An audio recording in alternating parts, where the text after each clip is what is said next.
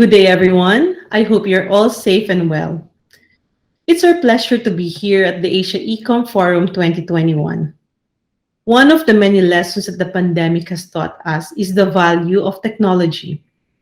During the lockdowns, we would go online and rely on our devices to go about almost all aspects of our daily lives, from work, education, entertainment, payments, livelihood, food, to health. This has resulted in the accelerated digital adoption in the country, making our digital economy strong and resilient. According to the latest eConomy Southeast Asia report of Google, Temasek, and Bain& Company, 40 million people came online for the first time last year, bringing the total number of internet users in the region to 400 million. In the Philippines, more people went online searching for solutions to their sudden new challenges. 37% of these digital service consumers were new, slightly higher than the Southeast Asia average, with 95% of these new consumers intending to continue their behavior post-pandemic. On average, Southeast Asians spent an additional hour per day on the internet during lockdowns, while Filipinos' usage spiked to 5.2 hours at the height of quarantine, and that's actually the highest across the region. With 8 out of 10 people viewing technology as very helpful during the pandemic, it has become an indispensable part of people's daily lives.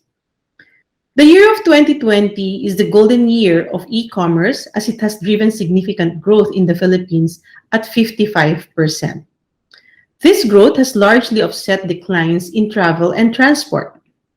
Now looking at 2025, the overall economy will likely reach 28 billion US dollars in value, reaccelerating to roughly 30% compounded annual growth rate. The future is indeed bright. Clearly, our growing digital economy presents ripe opportunities for Filipinos. And Google is committed to supporting and enabling this growth by investing in digital skills and education, providing the tools and platforms for businesses to grow, and making the internet more helpful and accessible throughout the country. We've been equipping small businesses. They're the backbone of our economy with the knowledge and skills to use technology effectively, such as Google My Business and the Primer app. In partnership with the DTI, our MSME Caravan digital upskilling program has now trained more than 30,000 small businesses. We've also recently announced our commitment to supporting the Asia Foundation to teach fundamental digital skills to 25,000 Filipino job seekers and MSMEs this year. We are proud of the impact we're making in the lives of small business owners. Now let me share this short, inspiring story. Regina Escolin, an entrepreneur from Quezon City, used to run a marble business. However, due to COVID-19, the demand for her products declined. Regina decided that shifting gears is the solution. So she searched for suppliers of items that are more relevant these days.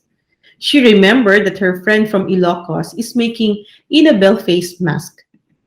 So she tried it and ordered 100 pieces to start off. And guess what? It sold out in just an hour.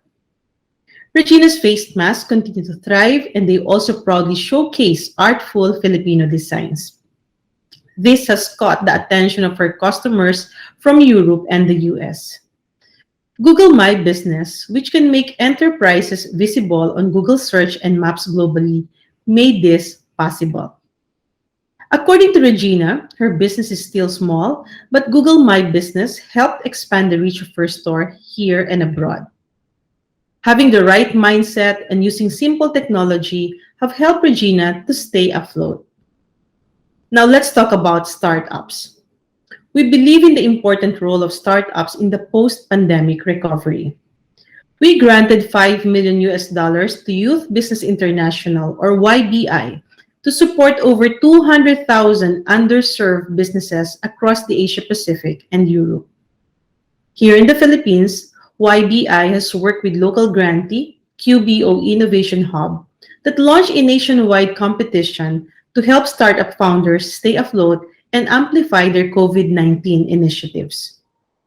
Now, to help drive inclusive learning, Google.org has made a 250,000 US dollar grant enabling Filipino teachers to deliver distance learning in two modes, online and through the use of printed modules. This is for the benefit of students who have no access to modern devices and the internet. For public school students who can learn online, Google and DepEd deployed at least 22 million free G Suite for Education accounts, now called Google Workspace for Education. For Google, women empowerment is part of our priority. That's why when COVID-19 started to hit women's resources the hardest, we relaunched our Digiskarting Pinay program last International Women's Month.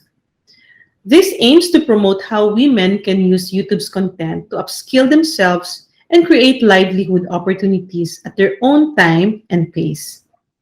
For instance, after leaving her job as an accountant, 31-year-old Juliette Piquero stayed in Bohol to take a break but found herself staying far longer than planned due to lockdowns. And being naturally fond of cooking, she spent her spare time wanting to level up her skills and learning how to bake. After picking up recipes and tips from local YouTube channels like Madiskarteng Nanay, Chef RV Manabat, and Lutong Tinapay, she turned her hobby into a livelihood. Now she has an online cake shop called Danita's Cakes and Pastries that generates her an average income of 1,200 pesos per day. Digiskarting Pinay believes that women can learn anytime, anywhere, and have the power to improve the quality of their life and those around them. At this point, allow me to share some inspiring stories of digital transformation happening in the enterprise space. Do you know that McDonald's Philippines launched their app, site, and contactless payment even prior to COVID-19?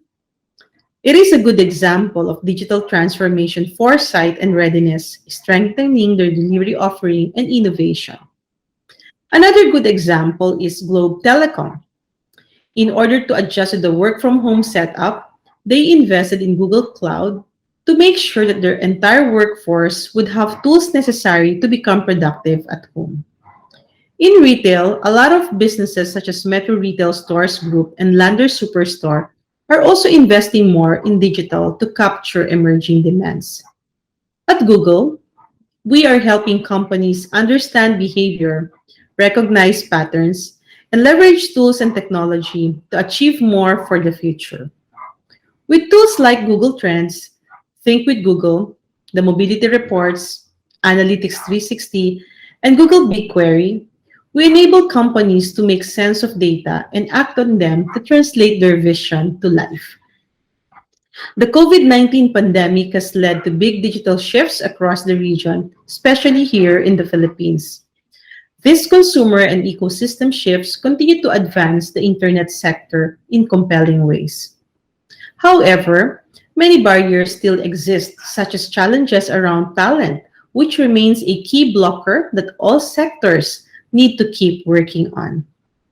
Economic recovery is a critical moment for the Philippines, and Google is committed to supporting the country and several communities through the best of our technology and programs.